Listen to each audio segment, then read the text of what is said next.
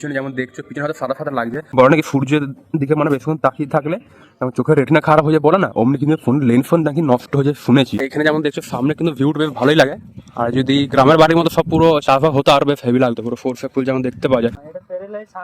ও জঙ্গলে কি আছে গিয়েছ? দেখে তো মনে সব খেজুর গাছ ফাছ সব কিছু আছে। আর রাত্রেবেলাতে বা সকালবেলাতে কোনো কোনো দিন বিকালবেলা দেখতে পাচ্ছি শিয়াল ফিয়াল ডাকছে, এই জায়গাটা করে আছে না, ঘুরে ঘুরে বেড়ায় রাত্রে।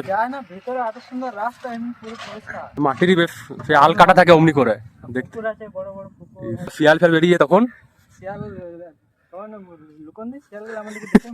হ্যাঁ মানুষ তো লুকিয়ে তো যায়। তাছাড়া এইখানে যেমন দেখছো যে পিলারটা দেখছো, এটা কিন্তু দেখতে হেভি লাগছে, বিকজ এটা হচ্ছে রাউন্ড পিলার। নর্মাল যেগুলো দেখেছো এগুলো চৌকো চৌকো, বাট এটা হচ্ছে রাউন্ড, বিকজ ঘরের ফ্রন্ট সাইডে অনেক কিন্তু এগুলো ডিজাইন করে। এখন কিন্তু চলে এসেছে নেক্সট একটা সাইডে। তো এইটা কিন্তু মাঝে অনেক কদিন বন্ধ ছিল এখানে কাজটা, বাট এখন তো আবার রিস্টার্ট হয়েছে। তো এখানে যেমন দেখছো ফ্যান্টারিংয়ে কিন্তু কাজ চলছে। তো সবার ফার্স্টে কিন্তু আপাতত চ্যানেলগুলো বানানো হচ্ছে ছাদের জন্য।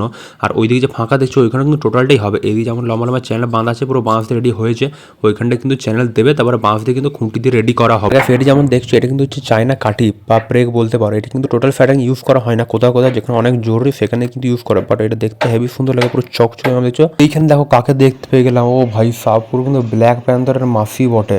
বিকজ বাঘের মাসি যেমন বিড়াল জানোই, অমনি কিন্তু ব্ল্যাক যেহেতু পুরো বিড়ালটা, ওই জন্য বলছি ব্ল্যাক প্যান্থার।